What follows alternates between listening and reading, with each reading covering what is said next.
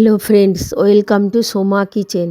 আজকে আমার নতুন রেসিপি লাচ্ছা পরোটা, হোটেল বা রেস্টুরেন্ট স্টাইলের লাচ্ছা পরোটা। খুব কম সময়ে খুব কম উপকরণে করে দেখাবো এই লাচ্ছা পরোটা। তবে চলুন দেখে নেওয়া যাক কিভাবে বানাবো এই লাচ্ছা পরোটা। সবার প্রথমে আমি 500 গ্রাম ময়দা নিয়েছি, পরিমাণ মতো নুন, 1 চামচ চিনি ও হাফ কাপ সাদা তেল আর উষ্ণ গরম জল নিয়েছি। এবারে আমি ময়দাটাকে ভালো করে মিশিয়ে নেব। তারপর অল্প অল্প জল দিয়ে 1 থেকে 2 মিনিট ময়দাটাকে মেখে নেব।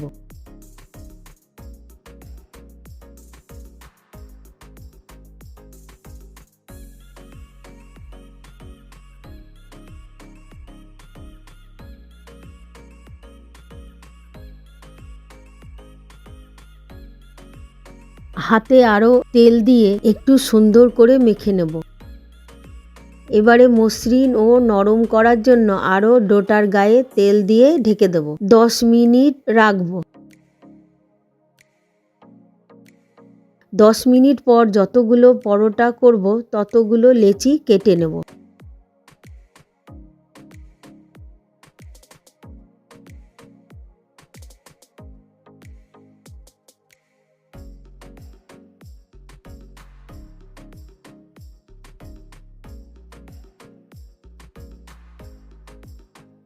সবগুলো লেচিকে তেল দিয়ে রেখে দেব কিছুক্ষণের জন্য।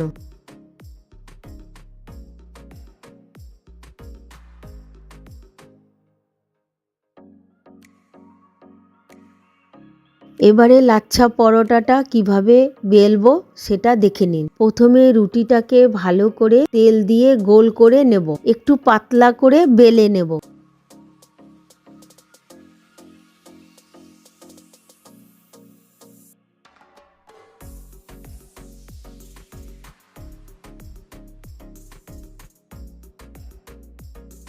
এবারে রুটির ওপরে হাত দিয়ে তেল লাগিয়ে নেব। তেলটা ভালো করে লাগানো হয়ে গেলে চারিদিক দিয়ে ময়দা ছড়িয়ে দেব।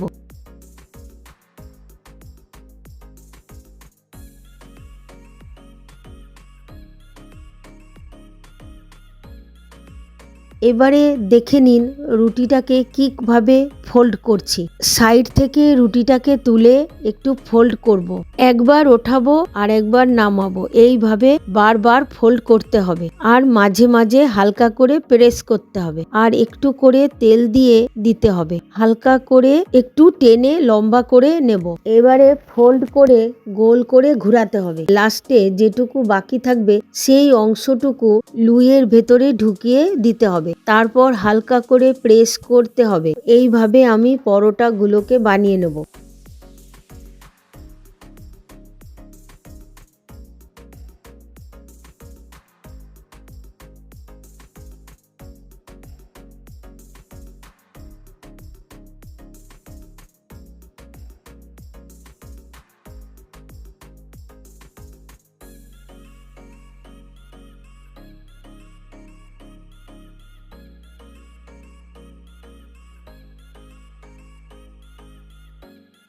গ্যাসের ফ্লেমটা লোতে রেখে ওভেনে একটা প্যান বসিয়ে দেব। প্যানটা গরম হলে রুটিটা দিয়ে দেব। প্রথমে তেল দেব না, রুটিটা ভালো করে ছেঁকে নেব।